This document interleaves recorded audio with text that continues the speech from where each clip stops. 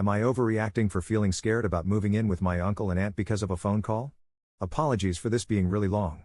I just genuinely feel like I'm losing my mind over such an asinine situation and want to fully paint a picture of this whole situation so people understand where I'm coming from. So, this just happened today, and it's made me rethink moving in with my uncle and aunt. I got a phone call from my uncle basically telling me that the bed I ordered was too long to get up the stairs. He thought the bed was too ugly to be in his house. He doesn't like that it had an LED strip in it. He doesn't understand how the drawers work, etc., etc. I explained to him that I won't install or plug in the LEDs because I understand it can be a fire risk. To be fair, I assumed that was the reason, but by the end, I started to think it was because the aesthetic of it offended him for whatever reason. I told him that I wasn't given any set expectations about the aesthetics of my furniture, and so I got something I thought looked nice and maximized storage space. I also reiterated that it wasn't like anyone else would be in my room except me and my partner, and if they were to sell the place, I'd move out before the house pictures were taken so they can decorate it to their tastes. I told him that I can come over this weekend to open up the box and see if it's just been packed in a way that makes it seem longer than it actually is, and that I can return it if he and my aunt don't think it can fit up the stairs. I explained how I'd have my boyfriend, who worked as a laborer in furniture removals for nearly 2 years, my brother, and I can deal with getting it upstairs piece by piece, so they won't have to worry about that.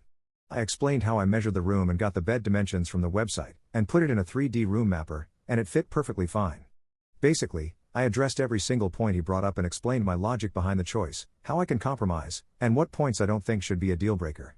For example, the aesthetic of the bed won't ruin their house or hurt their ability to sell because I'd move out and take it with me. I thought at least that I explained myself in an extremely kind and light way, basically just approaching the situation trying to diffuse the matter, clear up misconceptions, and find a solid compromise. I then spent an entire hour on the phone with them getting upset, repeating how much they think the bed is ugly and a bad financial decision, not even an expensive bed, how they are absolutely sure it won't fit upstairs, how stressful having the box in their entrance is, pressed up against the wall and not even in the way, and then grilling me on every single other aspect of me living with them.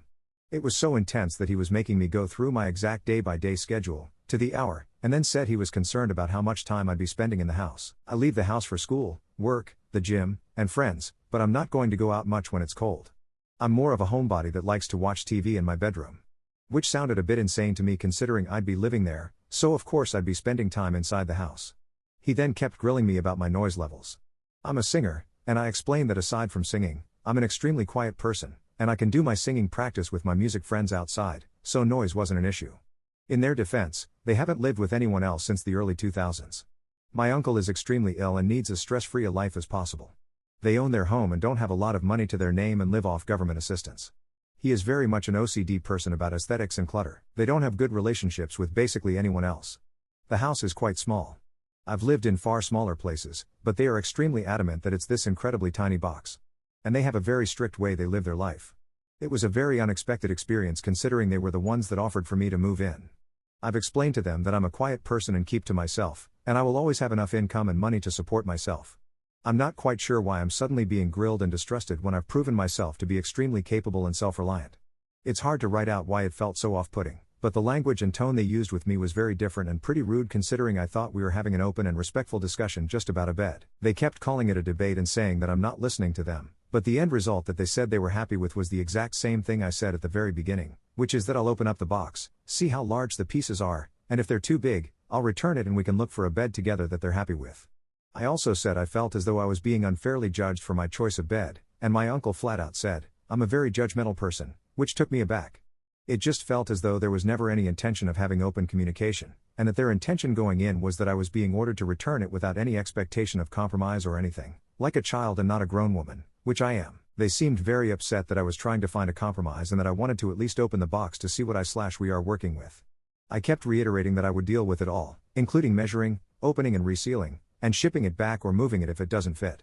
I even checked in many times throughout the conversation to ask how they feel about what I've proposed, how they feel about how the conversation has gone, and what else they would want from me. Even my partner, who is the king of healthy communication, said I went above and beyond to steer the conversation into a healthy and positive direction. He could hear the whole thing. Normally, I wouldn't be moving in with them in the first place, but the reason I'm moving in with them is because my father, my uncle's brother, died from pancreatic cancer 2 months ago, and I, at the age of 21, now have to bear the burden of $3,500 monthly in just bills alone because my dad and I rented together. I have to organize, donate, sell, throw out, keep, and store all of the furniture and items in a 2-story house plus a very full garage. I have to keep up with my schooling, which requires 2 full days worth of attendance, 9 to 5, plus 1/2 day to get my diploma on time so I can get a proper job. I have been hit with horrible sickness after sickness, gastro, a new flu strain, autoimmune flare-ups, which has delayed everything and put more financial stress on me. I have to get a new job because my freelance job has been severely affected by safety issues. I have to deal with my dad's car ASAP because it needs to be roadworthy to transfer to my name, and the car definitely needs repairs done to get it roadworthy, which might cost too much, so then I need to sell it or send it to the wreckers. I need to pay the lawyer's fees and make sure things are chugging along with everything on that side of things. And obviously, I need to grieve the death of my father, who was my best friend and meant the entire world to me, which I've never gotten the chance to because from the moment he got diagnosed in January, it's been hustle and stress and worry just to stay afloat. I've even been recently diagnosed with telogen effluvium, which is just a fancy way of saying you're so stressed your hair is falling out. I'm just confused because before they offered, I didn't ask for help at all. I was planning on moving into student accommodation or finding a house share that would suit my living situation. Yes, I was stressed, but I never had any expectations that they would take me in and made that clear, even saying no at first to living with them unless they were serious about it and understood what that meant. So if they were reluctant about me moving in with them, why would they offer and make it seem like they had zero issue with me living with them? I mean, up until this point, it actually seemed like they were excited for me to move in, and now it's all blown up over a bed I've repeatedly said I'm happy to return and deal with the entire process of that if it doesn't fit. It's not even an ugly bed, in my opinion. I ran it past a few people, and they thought it was pretty good too. And seriously, who cares about what the bed looks like? It's not like they're going to look at it, and they're not going to keep it. They never said anything about some aesthetic I had to abide by. They never said anything about just picking one out for me. At most, I've been offered a blow-up mattress. All I cared about was a bed that maximized accessible storage because it seems alarmingly clear now that they're going to freak out about any furniture I bring into the house. The biggest mistake I can see I made is that I didn't send them a picture of the bed before I bought it. They knew I was getting one and getting it delivered to their place, but that's never been something that I thought I had to do, especially when it's my own private room. The worst part is that I'm moving out in a week, so even if I wanted to pull out, it's too late now. And besides the bed, none of the questions they grilled me on was any new information. It's all stuff they've known for months, and we've already talked about it at length. I just feel like I'm overthinking this whole situation and overreacting about how stressed and uneasy I feel about moving in and most likely dealing with these sorts of communication issues for the foreseeable future. They aren't charging me rent, only utilities for what I add on top of their bills, and obviously, I'll be paying for my own food. It is a better situation than what's out there for me right now, especially during the cost of living crisis happening in my city, but I don't know if I can sacrifice my mental health dealing with people who don't seem to understand the concept of healthy communication. Again, apologies for rambling and word vomiting. This all just happened, and I'm a bit all over the place because of it. Final update, I wanted to post an update for the few people who asked me how things turned out because they were worried I was homeless. Just wanted to say thank you so much to everyone who commented on my last post and messaged me. The advice you guys gave was so instrumental in how I was able to handle everything, and I really do appreciate everyone taking the time to respond meaningfully. Good news, I'm very much not homeless, and this whole situation resolved, mostly, in a crazy, unexpected way. Please read my last post for context if you want to because it was such a dumb and stressful situation that's hard to sum up succinctly, except that my uncle and aunt crashed out over a freaking bed of all things. As some might have seen in my comments, I mentioned how I might be able to move in with my mom, but I was very wary of it because we've had a super turbulent history, which involves a lot of mental health struggles of hers. Well, a few hours after I made my initial post, I decided to just call her after my boyfriend pushed me to rip the band-aid off. She answered basically immediately, and I asked if we could meet the following day to get some dinner. She agreed basically instantly and asked if she could pick me up, so I told her when I was finishing school and where I'd be. The next day rolls around, and she picks me up. It was so awkward at first. I was trying to make conversation, and so was she, but it was definitely coming off flat from both of us. We then got to the car park and sat in the car for like an hour, where we finally talked about everything that happened last year. I won't go into details because it is personal, but long story short, we were both worried about the same things, and when we both realized that it wasn't going to go the same way, we chilled out and headed inside to get food. Admittedly, I was still hesitant because of some stuff she said mental health wise, but I didn't want to judge too early because otherwise, it was going awesome. Funnily enough, my uncle actually called me while I was with my mom, which is what prompted me to tell her about the whole situation. By the end, she was just like all of you guys in the comments, and she said, I don't care if you don't want to live with me, but there's no way that living with them is going to be good for you if this is the kind of stuff you're going to have to put up with. We talked a bit about my dad. I got to tell her that he passed away peacefully, surrounded by love, which made her cry. By the time she dropped me home, I felt comfortable enough letting her come inside my place for a little bit.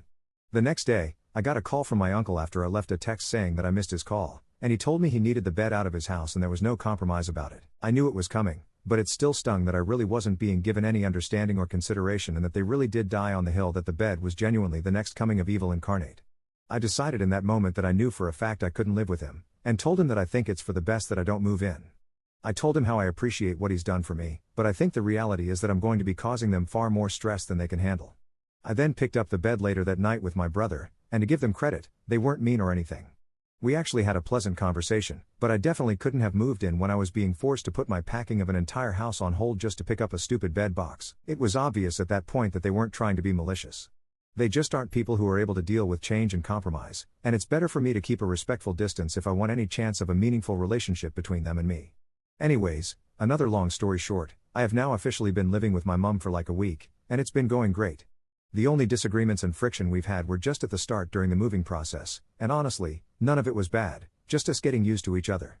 Unlike my uncle and aunt, my mum was super receptive to open dialogue, admitted when she was getting emotional and reeled herself back in, and we solved all our issues within hours. I can also do my singing practice as loud as I want, and I've got an entire floor of the house basically to myself, so it's way more private. Also, my mum's dog is a total cuddle bug, whereas my uncle's dog is a spiteful nightmare. Now my new problem is just that my landlord, or should I say his daughter, is going on a total power trip, even though it's obvious she doesn't know the first thing about tenancy laws. There are strict laws where I live, and the law is not on the landlord's side.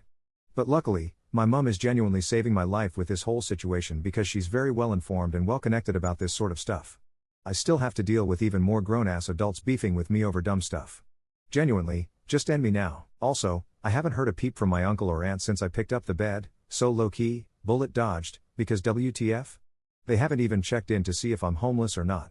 I don't know what's happening with them, but I don't want to make negative assumptions. It's just annoying. Also, I set that bed up at my mum's, and I love it. I think it looks fantastic. The usefulness is actually insane, and not a single piece was too big to not go under my arm up the stairs. Genuinely, the insane levels of crashing out my uncle and aunt had over the bed were completely unfounded. My grandma, my dad's mum, wants to get closer to me, apparently, but I'm also hesitant on that front because I've never been close to her. But I'll probably see her this weekend because she's roped my poor boyfriend into some manual labor, and he is unable to say no to my family. So I'll suss it out then. She also lives close to my new job, so I can go over to hers and visit and see what's up, too. I'm still going to visit my uncle and aunt after work because they also live super close, but definitely not going to be that often, especially with the newfound radio silence. By the way, for those asking, the bed is the Louise bed with LED and charging station from Temple and Webster. I won't link because I don't think it's allowed. I understand it's not everyone's bread and butter aesthetically, but I think it looks normal and is probably the most functional bed ever. You don't need to waste space on more storage drawers, you don't need to buy a lamp, you don't need extra big side tables, and you don't need to waste charging ports or cables cluttering the floor. This is like the peak university student bed right here. Again, big shout out to the Reddit community for being such a great help and being so supportive in the comments. Without you guys, I would have been way more doubtful of my choices and far less brave. Love you all so much. Thank you for the confidence boost and the reminder that I wasn't being crazy. Edit, 2.5 months later, just thought I'd give a bit of an update, more for my own sake, because I know no one will read this. Still zero contact from my uncle and aunt since I made this post. I've been left undelivered by both of them, with zero other contact checking in on where I moved to or if I'm doing okay. I pondered a bit about double texting or giving them a call, but I realized I never talked to them before all this, and it's not really a relationship I care to hold on to. I still appreciate that they did put in a lot of effort for me to move in before this whole bed fiasco, but they also, again, haven't checked in on me to see how I am or if I'm homeless or not. Our lives just aren't intertwined anymore. I also haven't really been in contact with any other people from my dad's side either. I think the more time goes on, the more I feel hurt about how poorly I was supported and treated by them all in the wake of my dad's illness and then death. I love them, and I forgive them, but for the time being, I gotta just focus on me and those close to me before trying to spread myself too thin starting something new with them. Also, my dad's car that I inherited is quite literally falling apart as the days go by while my brother looks after it, so we're trying to sell it ASAP before the thing dies completely. On another note, my landlord stuff is almost resolved. I just have to hand back the keys this week when I have time to drop by. Other than that, I have a great job I'm starting at as a beauty therapist. It's not the previous place I was talking about. That lady ghosted me, but this place is far better, and the management seems a lot more professional. I've put in my application to university to study chemistry next year, and I'm finishing up my diploma of beauty in less than a few weeks. My mom and I have been getting along great. I've been spending way more time with my friends, and there's really nothing I can complain about. I still miss my dad, but I feel like a lot of burdens have been lifted off me knowing that he'd be so proud of how well I'm doing right now. It's been strange how little the grief has affected me in terms of motivation. I thought I'd get more depressed and self-destructive, but it's been the complete opposite. Now, every time I start procrastinating, I think about my dad, and it gives me that extra push to make sure I don't give up and waste opportunities. By the way, this is another story that was sent to me personally. The person wanted me to post it for them, so it looks like we've officially got a whole chain of people wanting me to share their stories. Keep them coming, because honestly, I really do enjoy this. I love hearing everyone's stories, and I'm always happy to help give them a place to be heard.